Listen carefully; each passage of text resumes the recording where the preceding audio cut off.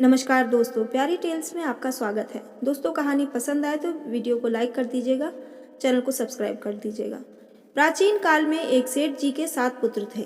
सातों के विवाह हो चुके थे। सबसे छोटे पुत्र की पत्नी श्रेष्ठ चरित्र की, विदुषी और सुशील थी, परंतु उसके भाई नहीं था। एक दिन बड़ी बहू ने घर लीपने को पीली मिट्टी लाने के लिए सभी बहुओं को साथ चलने को कहा, तो सभी धलिया और खुरपी लेकर मिट्टी खोदने लगी। तभी वहाँ एक सर्प निकला, जिसे बड़ी बहू खुरपी से मारने लगी। ये देखकर छोटी बहू ने उसे रोकते हुए कहा, मत मारो इसे, ये बेचारा निरपराध है। ये सुनकर बड़ी बहू ने उसे नहीं मारा।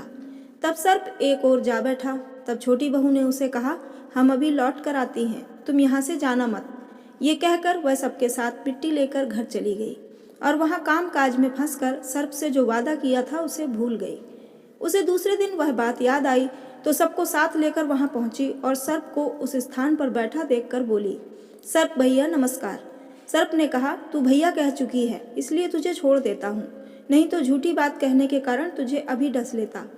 वह बोली, भैया मुझसे भूल हो गई, उसकी क्षमा मांगती हूँ। तब सर्प बोला, अच्छा तू आज से मेरी बहन हुई और मैं तेरा भाई हुआ, तुझे जो मांगना हो मांग ले। वह बोली, भैया मेरा कोई नहीं है, अच्छा हुआ जो तू मेरा भाई बन गया।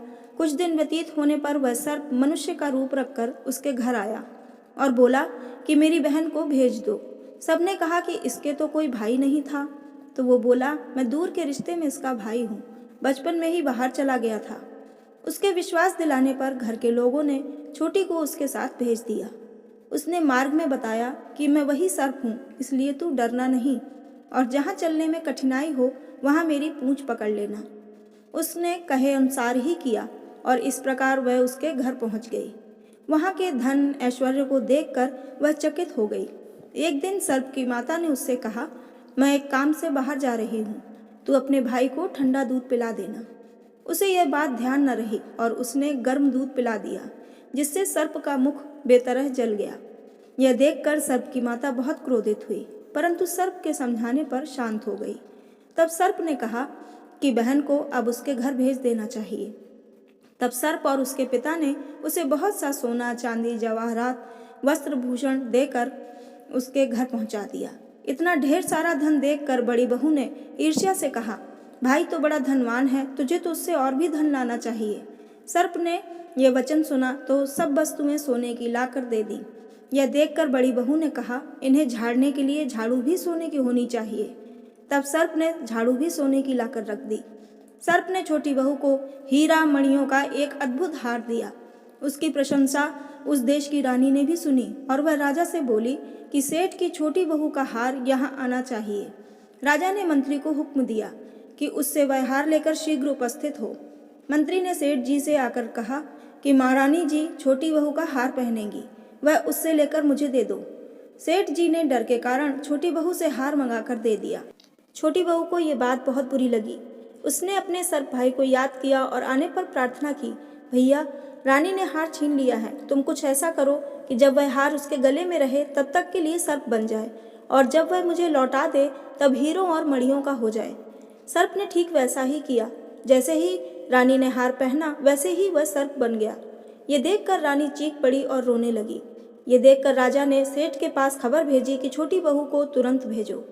सेठ जी डर गए कि राजा न जाने क्या करेगा। वो स्वयं छोटी बहू को साथ लेकर उपस्थित हुए। राजा ने छोटी बहू से पूछा, तूने क्या जादू किया है, मैं तुझे दंड दूंगा।